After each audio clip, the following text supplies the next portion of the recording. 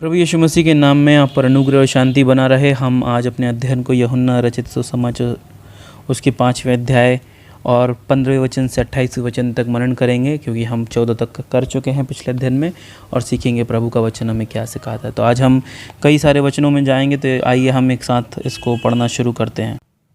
15वां वचन। उस मनुष्य ने जाकर यहूदियों से कह दिया कि जिसने मुझे चंगा किया वह यीशु है। इस कारण यहूदी यीशु को सताने लगे, क्योंकि वह ऐसे काम सब्त के दिन करता था। इस पर यीशु ने उनसे कहा, मेरा पिता अब तक काम करता है और मैं भी काम करता हूँ। इस कारण यहूदी और भी अधिक उसे मार डालने का प्रयत्न करने लगे, क्योंकि वह न केवल सब्त के दिन की विधि को तोड़ता, परंतु परमेश्वर को अपना पिता कहकर अपने आप को परमेश्वर के तुल्य भी ठहराता था। तो इन 4 आयतों में हमने देखा कि कैसे यहूदी लोग जो हैं वो यीशु मसीह को सता रहे हैं, क्योंकि यीशु मसीह सब्त के दिन चंगा कर रहे हैं। बाइबल में कई जगहों पर यीशु मसीह ने सब्त के दिन चंगा किया। अगर हम मरकुस 2:27 पढ़ें तो यीशु मसीह ने वहाँ पर साफ साफ बोला है कि जो सब्त का दिन है वो इंसान के लिए बनाया गया है, ना कि इंसान सब्त के दिन के लिए। लूका उसका 14 चैप्टर उसके 5th वर्स में लिखा है, यदि किसी का गधा या बैल कुएं में गिर जाए और वह सब्त के दिन उसे तुरंत बाहर ना निकाले। तो यीशु मसीह समझा रहे हैं, क्या ऐसा होता है कि तुम्हारे गधे या बैल कभी गड्ढे में गिर जाएं या कुएं में गिर जाएं और तुम सब्त के दिन उनको ना निकालो या दूसरे दिन निकालो? नहीं हो सकता। तो यीशु मसीह यहाँ पर सिखा रहे हैं कि जो इंसान, जब आप जानवरों को निकाल रहे हो तो इंसान तो बहुत इम्पॉर्टेंट है, क्योंकि इंसान को परमेश्वर ने अपनी इमेज में बनाया है। इसलिए यीशु मसीह एक बार और एक जिक्र आता है जहाँ पर यीशु मसीह एक सूखे हाथ वाले को चंगा करते हैं, कि यीशु मसीह एक कुबड़ी को चंगा करते हैं और वो उसको दुष्ट आत्मा से रिलीज़ हो जाती है और वो चंगी हो जाती है। तो वहाँ पर क्या होता है कि यीशु मसीह कहते हैं, ये जो स्त्री है जो अब्राहम की संतान है, शैतान के चंगुल से क्या इसको छुड़ाना या इसको खोलना, क्या ये उचित नहीं है? तो वही चीज़ है कि हम सब समझें कि सब्त का दिन जो है परमेश्वर ने इंसान के लिए बनाया है। मेरा प्रश्न है, क्या क्या क्या परमेश्वर सब्त के दिन भलाई नहीं करता? करता है। तो क्या परमेश्वर हमें सब्त के दिन भलाई करने से रोकेगा? यही यीशु मसीह समझाना चाह रहे थे यहूदियों को, और उनको समझ नहीं आ रहा था।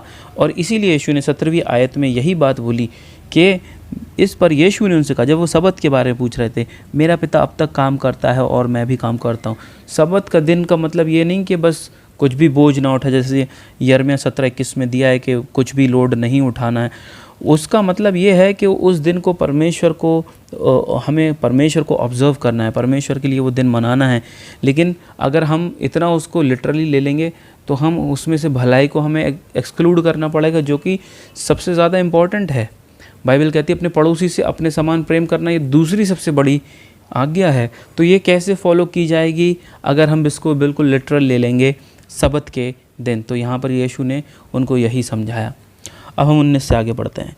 इस पर यीशु ने उनसे कहा, मैं तुमसे सच सच कहता हूँ, पुत्र अपने आप से कुछ नहीं कर सकता, केवल वह जो पिता को करते देखता है, क्योंकि जिन जिन कामों को वह करता है उन्हें पुत्र भी उसी रीति से करता है। 20वीं आयत। क्योंकि पिता पुत्र से प्रीति रखता है, और जो जो काम वह आप करता है वह सब उसे दिखाता है, और वह इनसे भी बड़े काम उसे दिखाएगा, ताकि तुम अचंभा करो। जैसे पिता मरे हुओं को उठाता और जिलाता है, वैसे ही पुत्र भी जिन्हें चाहता है उन्हें जिलाता है। तो हम 22वीं आयत को देखते हैं। यहाँ लिखा है, पिता किसी का न्याय नहीं करता, परंतु न्याय करने का सब काम पुत्र को सौंप दिया है। 23वीं आयत। कि सब लोग जैसे पिता का आदर करते हैं वैसे ही पुत्र का भी आदर करे। जो पुत्र का आदर नहीं करता वह पिता का जिसने उसे भेजा है आदर नहीं करता। तो यहाँ पर हमने करीबन 5 आयतों को देखा है। तो यहाँ पर देखते हैं कि यीशु मसीह बता रहे हैं कि 19वीं आयत में जैसा पुत्र काम करता है वो पिता को देख के काम करता है। 20वीं आयत में बताते हैं कि पिता जो है प्रेम करता है, और यीशु मसीह भी जीवन जो है देते हैं जिसको चाहते हैं, और परमेश्वर ने सारा न्याय करने का काम यीशु को दिया है ताकि वो ऑनर पाएँ जैसा पिता ऑनर पाता है। हम इन वचनों को हम कंक्लूजन में देखेंगे कि इनमें हम क्या क्या देख सकते हैं। हम 24 से 28वीं आयत तक और जाएंगे। मैं तुमसे सच सच कहता हूँ, जो मेरा वचन सुनकर मेरे भेजने वाले पर विश्वास करता है, अनंत जीवन उसका है और उस पर दंड की आज्ञा नहीं होती, परंतु वे मृत्यु से पार होकर जीवन में प्रवेश कर चुका है। मैं तुमसे सच सच कहता हूँ, वह समय आता है और अब है जिसमें मृतक परमेश्वर के पुत्र का शब्द सुनेंगे, और जो सुनेंगे वे जिएंगे। क्योंकि जिस रीति से पिता अपने आप में जीवन रखता है, उसी रीति से उसने पुत्र को भी यह अधिकार दिया है कि अपने आप में जीवन रखे, वरन उसे न्याय करने का भी अधिकार दिया है, इसलिए वह मनुष्य का पुत्र है। इससे अचंभा मत करो, क्योंकि वह समय आता है कि जितने कब्रों में हैं वे उसका शब्द सुनकर निकल आएंगे। तो हम यहाँ सीधे कंक्लूजन पे आते हैं कि इन आयतों में हम क्या देख सकते हैं। पहली चीज़ तो हमने सबत को समझ लिया, मैंने समझा दिया कि सबत क्या है। सबत आप समझ चुके, अगर आपको सुनना है आप रिवाइंड कर सकते हैं और सुन सकते हैं कि यीशु मसीह सबत से हमें क्या सिखाना चाहते हैं। इन शॉर्ट में बोलूँगा, सबत एक ऐसा दिन है जहाँ पर हमें परमेश्वर को ऑब्ज़र्व करना है और परमेश्वर को महिमा देना है और साथ ही साथ भलाई भी करना है।